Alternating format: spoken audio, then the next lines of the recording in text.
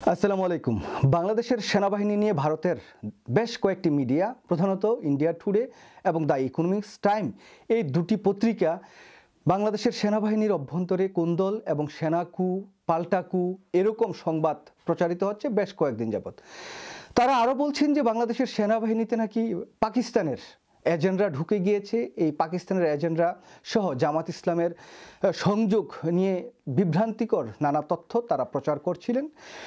এই বিষয়টি নিয়ে গতকালকে আমি একটি ভিডিও তৈরি করেছিলাম। সেই জায়গায় আমি একটা প্রশ্নবোধক চিহ্ন রেখেছিলাম। তো সেই জায়গায় আজকে আইএসপিআরের পক্ষ থেকে তারা একটি প্রতিবাদ জানিয়েছেন এবং তারা বলছেন যে ভারতের এই সংবাদ মাধ্যমগুলো যেই প্রতিবেদন প্রকাশ করছেন এটি উদ্দেশ্যপ্রণোদিত এবং বিদ্বেষমূলক এবং মিথ্যাচার।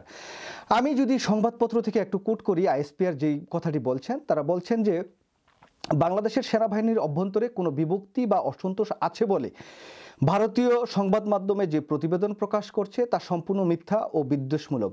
গত মঙ্গলবার 11ই মার্চ আন্তঃবাহিনী জনসংযোগ অধিদপ্তর আইএসপিআর থেকে এই প্রতিক্রিয়া জানানো হয়। আইএসপিআরের বিবৃতিতে বলা হয়, বাংলাদেশের সেনাবাহিনী গভীর উদ্বেগের সঙ্গে লক্ষ্য করছে যে দ্য ইকোনমিক্স টাইমস, ইন্ডিয়া টুডেতে ভারতের কিছু গণমাধ্যম সম্প্রতি ভিত্তিহীন ও অসত্য প্রতিবেদন প্রকাশ করছে। এসব প্রতিবেদন বাংলাদেশের সেনাবাহিনীর অভ্যুত্থানের সম্ভাবনা ও শৃঙ্খলাভঙ্গের অভিযোগ তোলা হয়েছে। আমরা স্পষ্টভাবে জানাতে চাই, এসব দাবি সম্পূর্ণ মিথ্যা, উদ্দেশ্যপ্রণোদিত, বিভ্রান্তিমূলক অপপ্রচারের অংশ, যা বাংলাদেশের স্থিতিশীলতা ও সশস্ত্র বাহিনীর সুনাম ক্ষুণ্ণ করার উদ্দেশ্যে চালানো হয়েছে। দেখেন, এই যে ভারতীয় গোয়েন্দা সংস্থা রয়ের সাথে বাংলাদেশের সেনাবাহিনীর একটা সংযোগ দীর্ঘদিন ছিল। শেখ হাসিনা যে 16-17 বছর বাংলাদেশের রাষ্ট্র ক্ষমতায় আঁকড়ে ছিলেন, সেই সময়টিতে বাংলাদেশের সেনাবাহিনীকে ধ্বংস করার যে চেষ্টা সেটা ছিল। এখন তারা ঠিক সেভাবে জুত করতে পারছে না বাংলাদেশের সেনাবাহিনীতে বা বাংলাদেশে এসে। তারই ফলশ্রুতিতে তারা বিভিন্ন সংবাদ প্রকাশ করেছেন। বাংলাদেশের সেনাবাহিনীর মধ্যে আমি মনে করি সেনা কু হচ্ছে বা হতে যাচ্ছে বা কিছুটা মনোক্ষুণ্ণতা আছে একে অপরের মাঝে। কিন্তু তারা যেভাবে সংবাদ প্রকাশ করেন যে পাকিস্তানের চররা এখন বাংলাদেশের সেনাবাহিনীতে ঢুকে গিয়েছে, জামাত ইসলাম পন্থীদের উত্থান হয়েছে, এই যে নানাবিধ বিশৃঙ্খলা। এখন আমার প্রশ্ন হচ্ছে যে বাংলাদেশে যদি জামাতপন্থী হয়, বিএনপিপন্থীরা হয়, পাকিস্তানপন্থী কি এগুলা এই সমস্ত প্রচারণা করে ভারত বাংলাদেশের যে অস্থিতিশীলতা সেটা বাড়াতে চায়।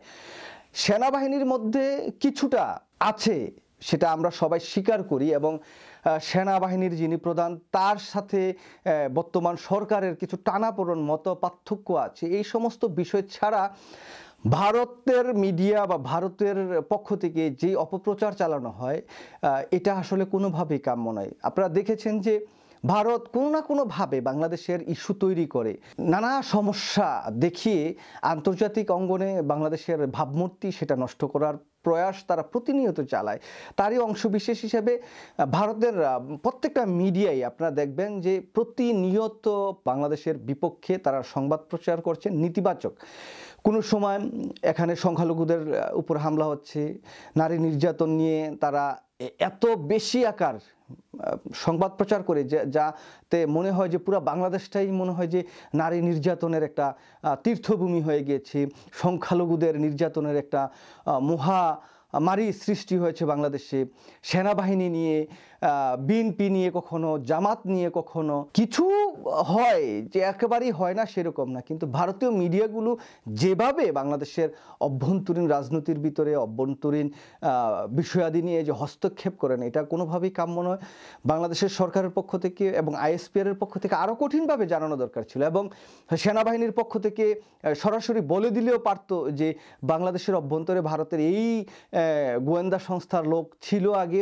এগুলো যদি আইএসপিআরের মাধ্যমে বিজ্ঞপ্তিতে জানা দেওয়া হতো তাহলে মনে হয় যে আরও বেশি ভালো হতো, কারণ তখন ভারতের মুখে বা ভারতের এই সমস্ত মিডিয়ার মুখে একটা চুনকালি পড়তো যে তোমরা এতদিন শেখ হাসিনার তত্ত্বাবধানে বাংলাদেশে এসে বিভিন্ন অপকর্ম করার চেষ্টা করেছো, বিভিন্ন সমস্যা তৈরি করেছো, এখন তোমরা অন্য আরেকটি দেশের নাম সংযুক্ত করে বাংলাদেশের সেনাবাহিনীর ভাবমূর্তি নষ্ট করার চেষ্টা করছো, বাংলাদেশের ইসলামপন্থী একটি রাজনৈতিক দল বাংলাদেশের জামাত ইসলামকে সংযুক্ত করে আবার নতুন একটি ষড়যন্ত্র তথ্য তোমরা সামনে নিয়ে আসছো, এই সমস্ত বিষয়গুলোর ব্যাপারে আইএসপিআর তথা বাংলাদেশ সরকারের পক্ষ থেকে যদি আরও ব্যাপকভাবে মানে প্রতিবাদ জানায়, তাহলে হয়তো বা ভারতের এই যে সংবাদ মাধ্যমে বলুন, রাষ্ট্রভাবে ভারত এবং ভারতের গোয়েন্দা সংস্থা বলুন, সবার মুখে কিন্তু একটা চুলকালি পড়বে।